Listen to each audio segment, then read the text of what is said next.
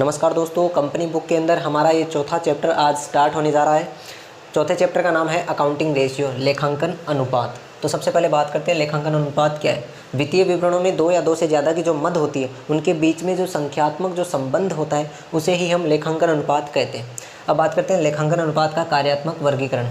इसका वर्गीकरण हम 4 प्रकार से कर सकते हैं: तरलता अनुपात, दीर्घकालीन शोधन क्षमता अनुपात, क्रियाशीलता अनुपात, लाभदायकता अनुपात। तो आज हम केवल तरलता अनुपात के बारे में पढ़ेंगे। तरलता अनुपात के अंतर्गत 3 अनुपात हैं। पहला है चालू अनुपात, दूसरा है त्वरित अनुपात, तीसरा है पूर्ण तरलता अनुपात।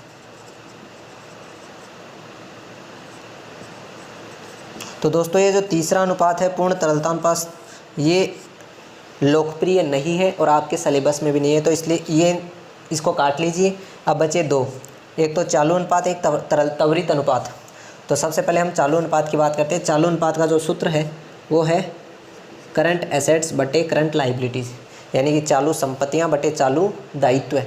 तो चालू जो संपत्तियां हैं वो ये हैं, चालू दायित्व हैं वो ये हैं। मैं आपको एक एक करके बता देता हूँ। डेटर्स यानी कि देनदार, BR बिल्स रिसीवेबल, कैश या बैंक बैलेंस, TDS स्टॉक, तीनों प्रकार का स्टॉक, कच्चा, अर्धनिर्मित और पका हुआ निर्मित, एक्रूड इनकम उपार्जित आय, प्रीपेड एक्सपेंसेस पूर्वदत्त खर्चे, शॉर्ट टर्म लोन जिसका डेबिट बैलेंस शेष हो वो, advance payment of tax, short term investment या मार्केटेबल सिक्योरिटीज़। करंट लाइबिलिटी में creditor, bills payable, bank overdraft, short term loan advance में जिसका क्रेडिट बैलेंस हो, outstanding expenses, income tax payable, provision for tax, unclaimed dividend, income received in advance, proposed dividend. तो ये सब है। तो current assets बटे करंट लाइबिलिटीज़, ये फॉर्मूला है चालू अनुपात का। त्वरित अनुपात का फॉर्मूला है क्विक एसेट्स बटा करंट लाइबिलिटीज़, या लिक्विड एसेट्स भी बोल सकते हो आप। क्विक एसेट्स को लिक्विड एसेट्स भी बोल सकते हो।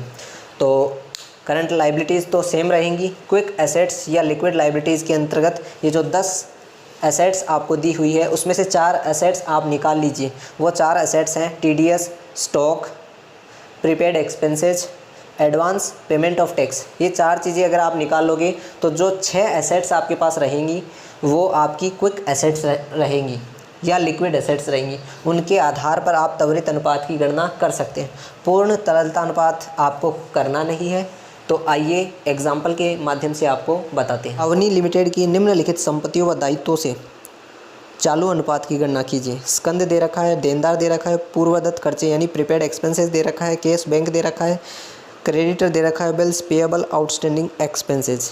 हाँ तो दोस्तों एग्जाम्पल के अंदर सबसे पहले आपको चालू अनुपात का फॉर्मूला लिख लेना है। Current ratio is equal current assets बटे करंट लाइबिलिटीज़। अब देखते हैं इसके अंदर करंट एसेट्स कौन कौन सी है। स्टॉक है, डेटर है, प्रीपेड एक्सपेंसेस है, केस है और बैंक है। ये सारे ऊपर से 5 आइटम सारे करंट एसेट्स हैं। इनकी जो अमाउंट्स है वो आप रिकॉर्ड कर लीजिए। 80,000 रुपये, 20,000 रुपये, 5,000, 40,000 और 45,000 रुपये। 5,000, 40,000 और 55,000 रुपये। ये सारी आपकी करंट एसेट्स है। करंट लाइबिलिटीज़, लेनदार, बिल्स पेएबल, आउटस्टैंडिंग एक्सपेंसेस, ये 45,000 रुपये, 30,000 रुपये और 5,000 रुपये। ये आपकी करंट लाइबिलिटीज़ है।